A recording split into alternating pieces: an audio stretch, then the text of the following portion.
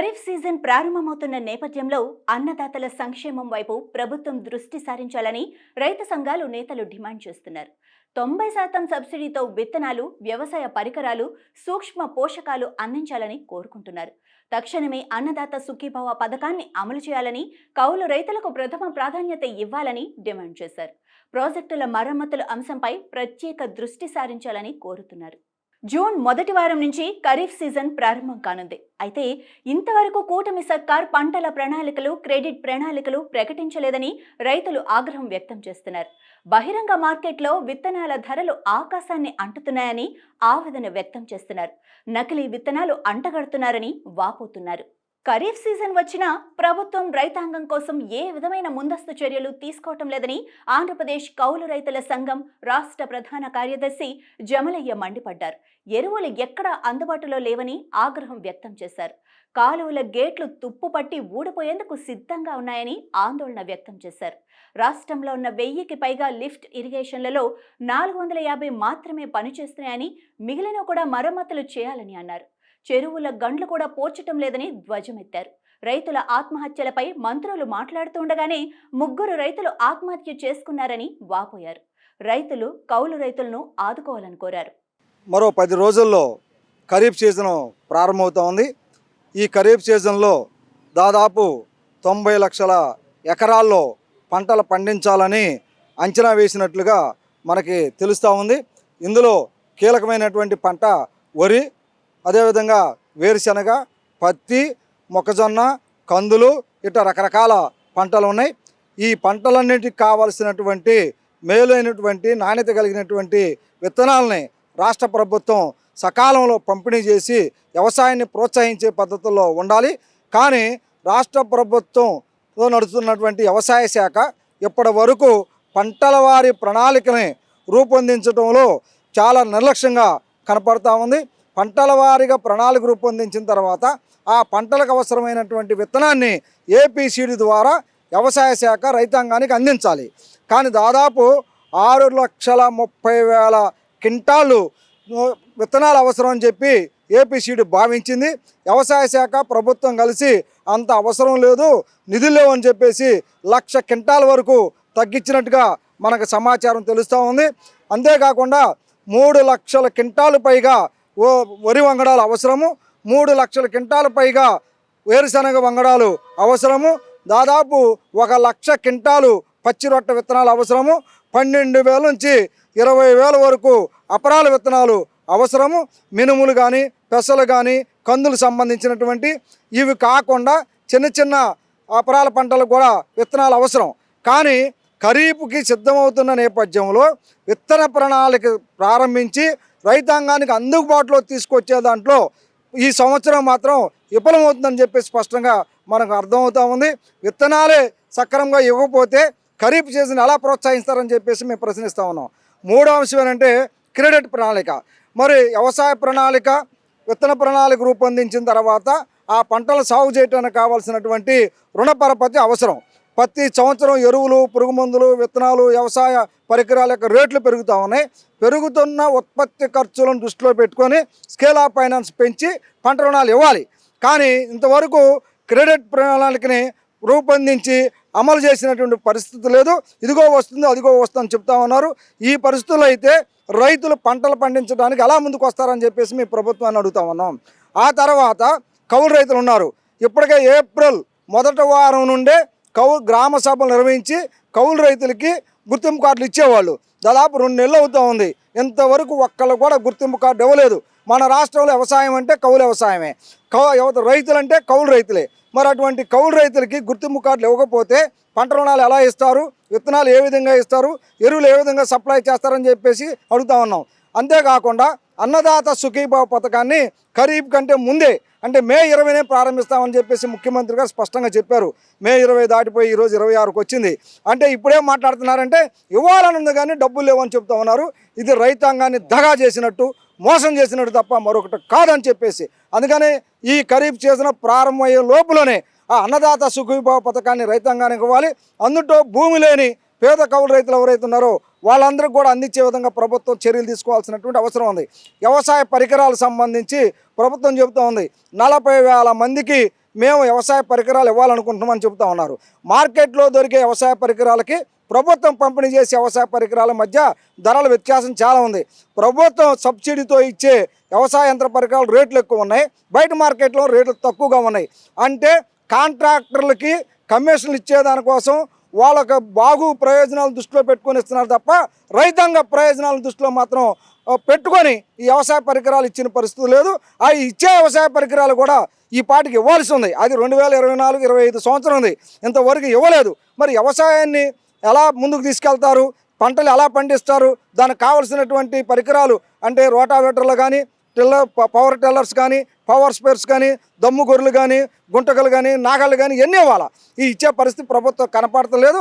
ఎవరికో ఒకరికో ఇద్దరికో ఇచ్చి మేము బాగా ఇస్తున్నామని చెప్పేసి బాకాలు ఊదుతామని తప్ప వాస్తవంగా రైతాంగానికి ఉపయోగపడే పద్ధతి లేదు.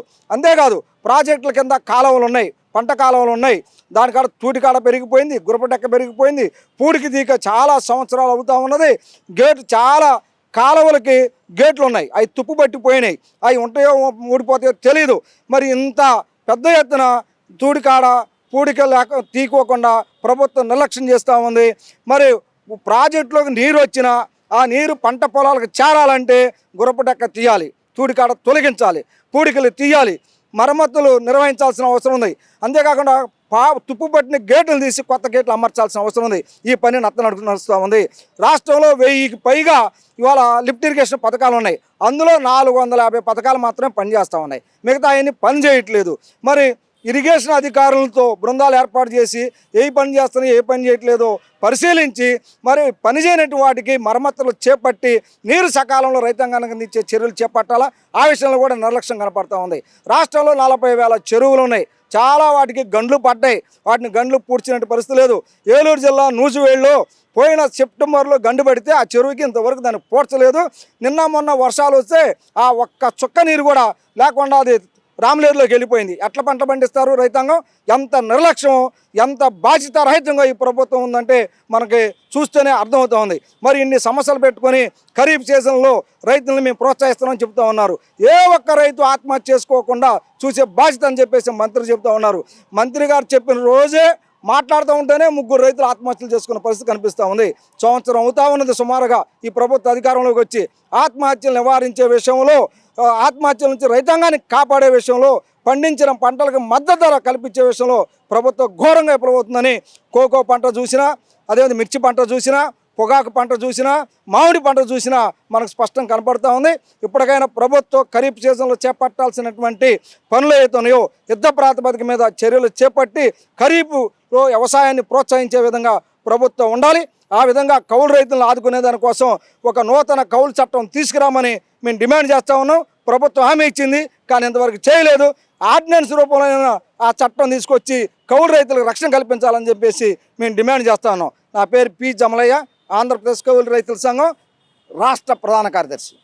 ఏపీలో వ్యవసాయ శాఖ ప్రకటనలకే పరిమితమైందని ఆంధ్రప్రదేశ్ రైతు సంఘం ఉపాధ్యక్షులు యలమందరావు విమర్శించారు.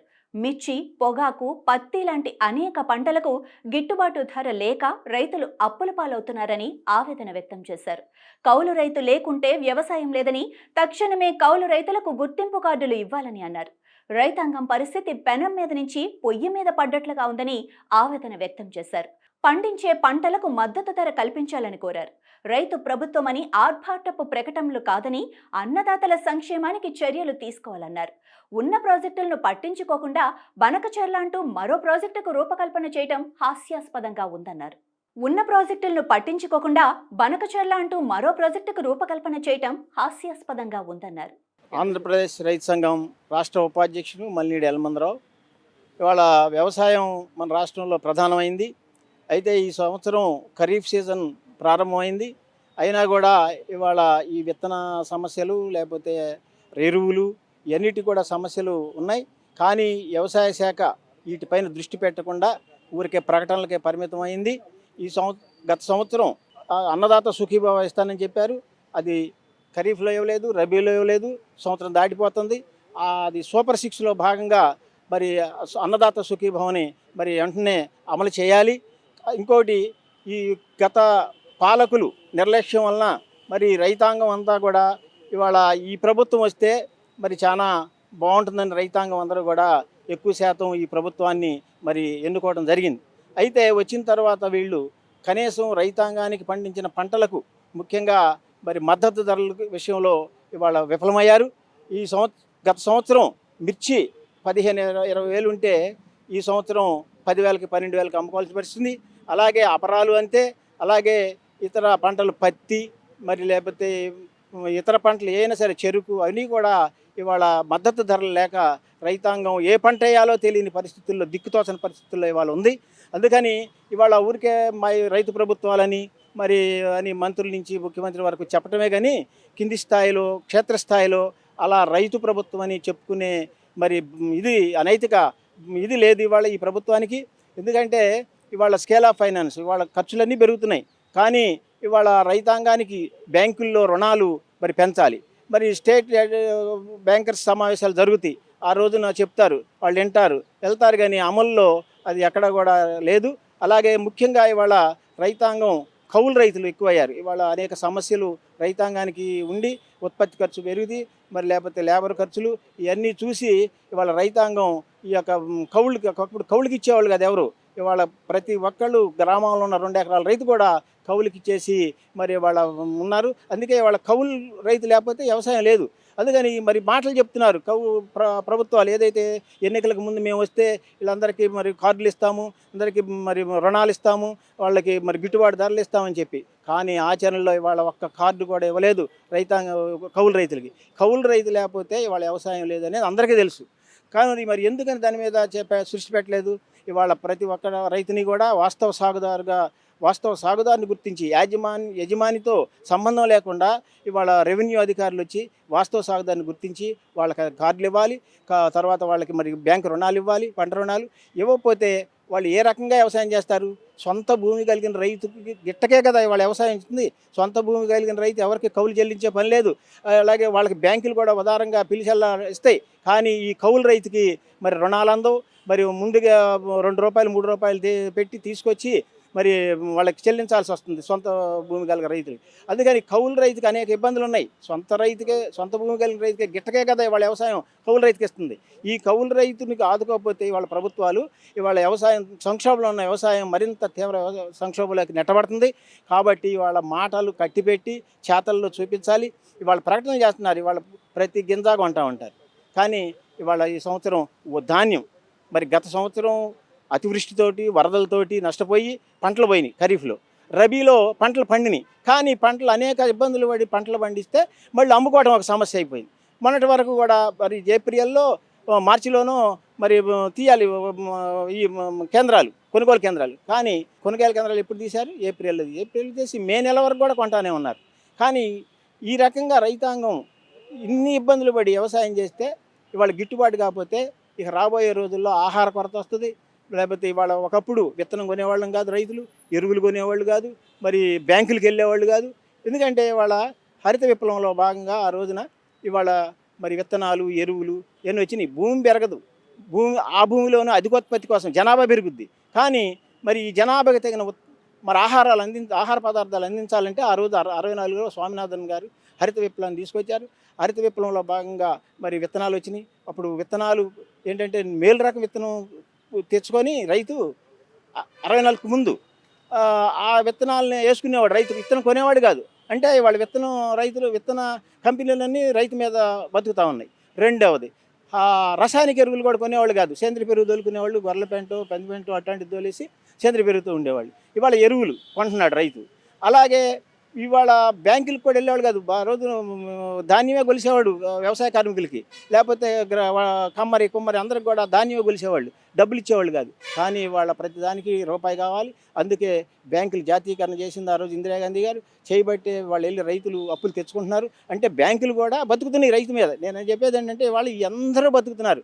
ఇవాళ రేపు రైతే కాదు, రైతు దెబ్బతిన్నాక ఈ విత్తన కంపెనీలు దెబ్బతింటాయి, ఎరువుల కంపెనీలు దెబ్బతింటాయి, బ్యాంకులు దెబ్బతింటాయి. అందుకని ప్రధానమైన రంగం ఇవాళ దీన్ని ఒక గ్యారంటీ లేని రంగంగా ఈ ప్రభుత్వాలు 30 ఏళ్ళ నుంచి పరిపాలించి వాళ్ళ విధానాలతో ఇలా అవుతున్నాయి. కాబట్టి రాబోయే రోజుల్లో వాళ్ళ విధానాలను మార్చుకోవాలి.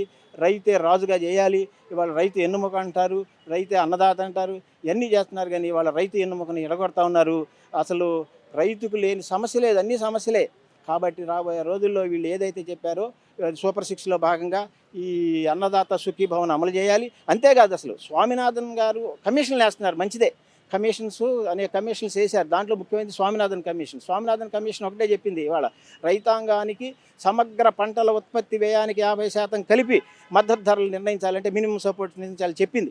కానీ దాన్ని ఆ రోజు అమలు చేయలేదు ఆనాడు ఉండే యూపీఏ గవర్నమెంట్. తర్వాత మరి ఎన్డీఏ గవర్నమెంట్ వాజ్పేయి మన మోడీ గారు 2014లో దేశ ప్రధాన అభ్యర్థిగా నేను వస్తే వాళ్ళు స్వామినాథన్ సిఫార్సులు అమలు చేయలేదు, నేను చేస్తానని చెప్పి మేనిఫెస్టోలో పెట్టి ఇవాళ 10, 12, 11 మళ్ళీ 3వ దఫా కూడా వచ్చి చేయలేదు. దానివలన అది చేయకుండా 3 చట్టాలు తెచ్చారు. ఆ 3 చట్టాలు కనుక అమలైతే ఇక రైతాంగం ఏదంటారు పెనం మీద నుంచి పొయ్యిలో పడ్డట్టే ఆ 3 వస్తే. ఎందుకంటే ఎక్కడైనా స్వేచ్ఛ ఇచ్చాను అమ్ముకోండి అంటాడు. నీ బాధ్యత లేదా, నీ పిల్లలు నీకు పట్ల ఎవరికో పట్టుద్దా, నువ్వు ఎక్కడ ఇచ్చాను అమ్ముకోమంటున్నావు. మరి వాళ్ళ ధరల స్థిరీకరణ నిధిని పెట్టి ప్రతి వాళ్ళు కూడా మద్దతు ధరని అది C2+50 అనే దాంతో కొనాలి ధరలు. అప్పుడు రైతు నిలబడతాడు. మరి శాశ్వత పరిష్కారం చూడాలి, తాత్కాలిక ఉపశమనాలు కాదు. ఇవాళ కేరళ ఉంది, కేరళ ఇవాళ ధాన్యానికి 750 బోనస్ ఇస్తున్నారు.